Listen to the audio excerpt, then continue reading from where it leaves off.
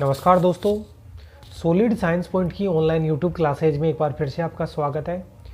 दोस्तों, अपन ने BSc part third का कुछ क्वेश्चंस के बारे में अध्ययन करेंगे। बीएससी पार्ट थर्ड, और इसमें अपना कॉम्प्लेक्स एनालिसिस चल रहा है। और कॉम्प्लेक्स एनालिसिस की बात करते हैं तो इसका यूनिट नंबर सेकंड अपन पढ़ रहे थे। यूनिट नंबर सेकंड में जो चैप्टर है वो कॉम्प्लेक्स इंटीग्रेशन चैप्टर है। कॉम्प्लेक्स इंटीग्रेशन है। अब कॉम्प्लेक्स इंटीग्रेशन के बारे में अपन देखते हैं, और यहाँ पे कुछ डाउट्स है। आप देखना, आपकी बुक में मिलेगा एग्जाम्पल नंबर 7। एग्जाम्पल नंबर 7 का अध्ययन करते हैं अपन। क्या है कि दे रखा है कि अपने को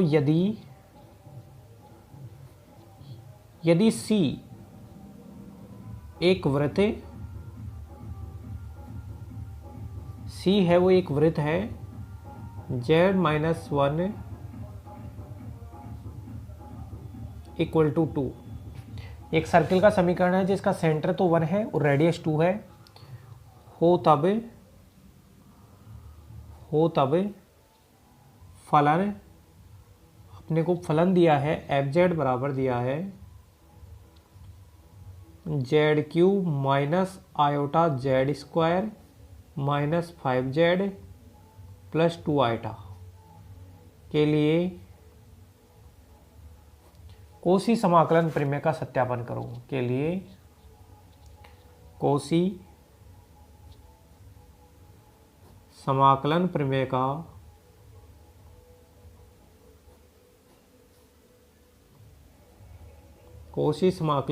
का सत्यापन करो। अब ये कोसी समाकलन प्रमेय के बारे में मैं बताता हूं कि भाई कोसी इंटीग्रेशन थ्योरम क्या होती है।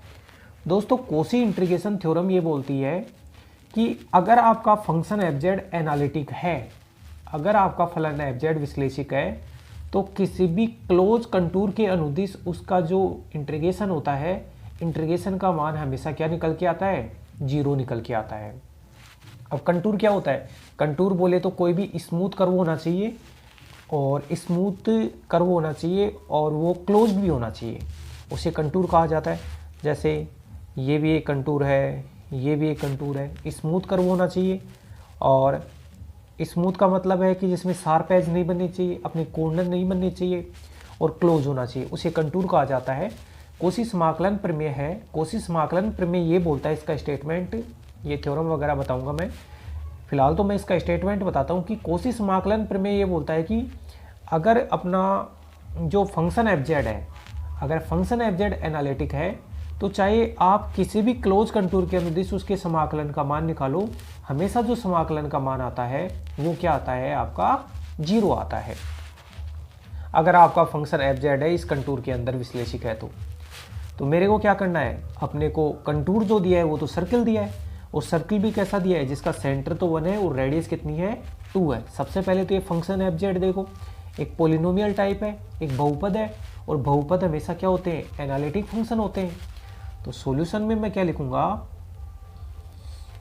गिवन अपने को दिया है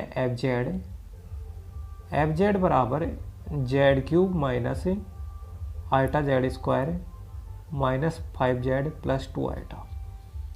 एक बहुपद फलन है, एक बहुपद फलन है जो सदैव, एक बहुपद फलन है जो सदैव विश्लेषिक होता है। जो सदैव क्या होता है? विश्लेषिक होता है। एक बहुपद फलन है जो सदैव विश्लेषिक होता है। अब देखना, अब अपने को जो दोस्तों जो सर्किल दे रखा है, अच्छा विश्लेषिक इसका मतलब है कि आप डोमेन कुछ भी लो, विश्लेषिक होता है। ये एनालिटिक नहीं है तो एंटायर फंक्शन है, पूरे कॉम्प्लेक्स प्लेन के ऊपर पोलिनोमियल्स होते हैं वो एनालिटिक होते हैं। अब अपने को जो सर्किल दे रखा है Z-1 इक्वल टू 2, बताओ इसको आप ऐसे लिख सकते हो ना, मोड को उठाओगे तो Z-1 बराबर 2e की पावर आयोटा t लिख लो। या फिर आयोटा थीटा लिख लो, बात तो एक ही है। और यहाँ पे थीटा की जो लिमिट होगी वो 0 से लेकर 2 पाई तक, अगर टी लिख रहे हो तो भी 2 पाई तक होगी। अब देखना आप, अच्छा डी जेड का मान करें 1 को इधर ले आओ, तो डी जेड कर रहे हो तो 2 आयोटा ई की power iota theta D theta. अब अपने को इंटीग्रेशन जो पूछा है वो इंटीग्रेशन निकालना है, इंटीग्रेशन सी, और फंक्शन क्या है अपना Z cube minus iota Z square minus का 5z प्लस का 2 आयोटा और डी जेड, राइट। अच्छा सी का मतलब है कंटूर, और कंटूर अपने को क्या दिया है, सर्किल दिया है, और सर्किल दिया है तो मैं क्या करूँगा कि सर्किल की लिमिट पुट कर दूंगा। अब जब आप z का मान थीटा के पदों में लिखोगे तो सर्किल की लिमिट क्या होती है थीटा के पदों में, 0 से 2 पाई। अब देखना आप, ये जेड क्यूब है, यहाँ जेड का मान, इसको 1 को आप राइट में ले जाओ तो 1 प्लस 2 ई की पावर आयोटा थीटा, उसकी पावर कितना करोगे आप, जेड क्यूब है तो power 3 minus iota, Z square है तो 1 प्लस 2 ई की पावर आयोटा थीटा का स्क्वायर माइनस का 5z है तो 5z की जगह 1 प्लस 2 ई की पावर आयोटा थीटा, और ये क्या है प्लस का 2 आयोटा, ठीक है ये हो गया। और डी जेड की जगह ये लिख दूं मैं 2 आयोटा ई की power iota theta D theta, okay. अब दोस्तों कुल मिला के इसको मेरे को एक्सपेंड करना है, एक्सपेंड करोगे तो आप लिखोगे 0 से 2 पाई ए प्लस बी का क्यूब, उस हिसाब से खोल दो 1 प्लस एट ई की power 3 iota theta, A cube plus B cube plus 3ab करोगे तो 6 ई की पावर आयोटा थीटा और 1 प्लस 2 ई की पावर आयोटा थीटा, ठीक है। ये अपन ने एक्सपेंड कर दिया 3ab ए प्लस बी माइनस का आयोटा, तो आयोटा इसको एक्सपेंड करो आप 1 प्लस 4 ई की पावर 2 आयोटा थीटा, और 2ab करोगे तो 4 ई की पावर आयोटा थीटा, यहाँ से मल्टीप्लाई करो माइनस का 5 माइनस का 10 ई की पावर आयोटा थीटा, ये प्लस का 2 आयोटा, और ये गुणा में कितना है 2 आयोटा ई की power iota theta T theta, ठीक है। अब मैं थोड़ा सा इसको गुणा भाग कर देता हूँ, इनको मल्टीप्लाई करोगे तो 0 से 2 पाई।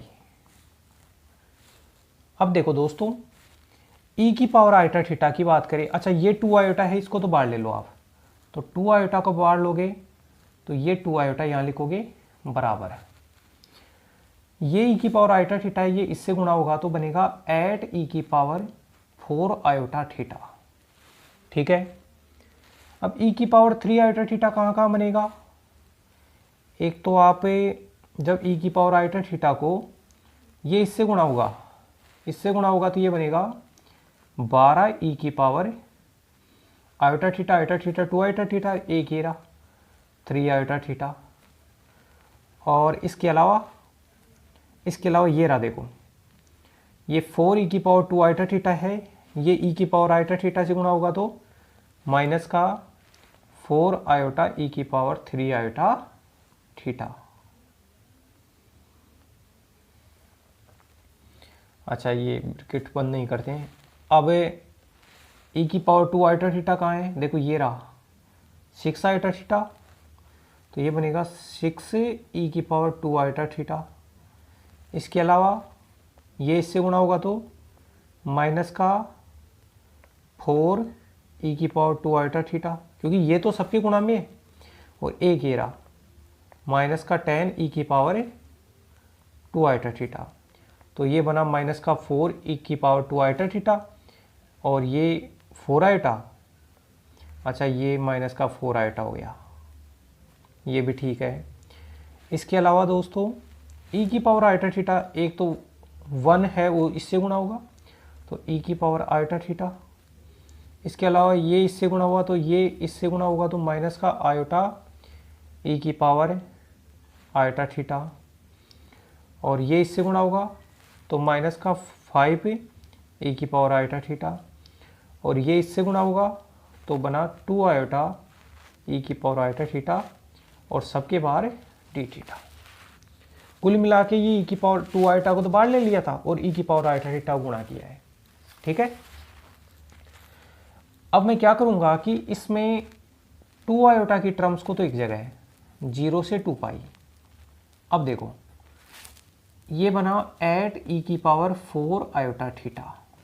ओके, अब इन दोनों में देखो अगर मैं 4 को बाहर ले लूं तो 3 माइनस आयोटा e की पावर 3 आयोटा थीटा, e की पावर 2 आयोटा थीटा की टर्म 6 और 4 माइनस का 4 है ना, तो माइनस का 4 1 प्लस आयोटा e की पावर 2 आयोटा थीटा, और यहाँ से देखो ये डबल है ये सिंगल है तो पॉजिटिव सिंगल बच गया, और ये माइनस का 4 तो माइनस का 4 1 माइनस आयोटा e की power iota theta D theta. ठीक है दोस्तों, अब एक इम्पोर्टेंट चीज़ आपको बताता हूँ दोस्तों, जब भी आपको 0 से 2 पाई इंटीग्रेशन करना हो और e की पावर k आयोटा थीटा लिखा हुआ है तो इसका मान हमेशा कितना होता है 0 होता है। इसके इंटीग्रेशन का मान 0 होता है। कब होता है, k का जो मान है वो k का मान होना चाहिए इंटीजर, और k का मान है वो नॉट इक्वल टू 0 होना चाहिए। अगर k का मान 0 बन गया तो ये पूरा 0 हो गया, भाई k का मान 0 हो गया तो ये e की पावर 0 1 हो गया, और इस पूरे का मान हो जाएगा वो कितना हो जाएगा 2 पाई हो जाएगा। मान लो k का मान 1 है तो e की पावर आयोटा थीटा, उसको आप खोलोगे cos theta plus iota sine theta, उसका थीटा के सापेक्ष इंटीग्रेट करके लिमिट पुट करोगे तो 0 आएगा। तो अब बताओ दोस्तों, ये 0 से 2 पाई इसके साथ गया तो भी 0, इसके साथ गया तो भी 0, इसके साथ गया तो भी 0, इसके साथ गया तो भी 0, इसका मतलब टोटल इंटीग्रेशन का मान कितना आया है 0 आया है। तो मैं कह सकता हूँ कि संवर्त का जो कंटूर दे रखा है, संवर्त कंटूर, या अपने को सर्किल दे रखा है z-1 बराबर 2 के लिए कोसी समाकलन प्रमेय के लिए, कोसी समाकलन प्रमेय सत्यापित है, क्योंकि अपन ने क्लोज कंटूर के अनुदिश जो अपना इंटीग्रेशन है उसका मान कितना बता दिया 0 बता दिया, तो ये कोसी समाकलन प्रमेय सत्यापित हो गई। और कोसी समाकलन प्रमेय यही बताती है कि अगर आपका जो फंक्शन दिया है वो एनालिटिक है और जो अपना क्लोज कंटूर दिया है उसके अंदर अगर अपना फंक्शन एनालिटिक है तो उस क्लोज कंटूर के अनुदिश इंटीग्रेशन का मान निकल के आता है, वो कितना निकल के आता है 0 निकल के आता है। ठीक है दोस्तों, मैं आपके सामने दोनों स्लाइड पेश कर देता हूँ, आप स्क्रीनशॉट ले लेना। पहली स्लाइड तो ये है और ये इसकी दूसरी स्लाइड है, इसका स्क्रीनशॉट वगैरह ले लेना। और ये दोस्तों इसकी सेकंड स्लाइड है। तो कोई भी प्रॉब्लम आए तो आप कमेंट बॉक्स में डालना। वीडियो को लाइक करो, चैनल को सब्सक्राइब नहीं किया तो सब्सक्राइब करो, ज़्यादा से ज़्यादा अपने दोस्तों तक शेयर करो। धन्यवाद दोस्तों।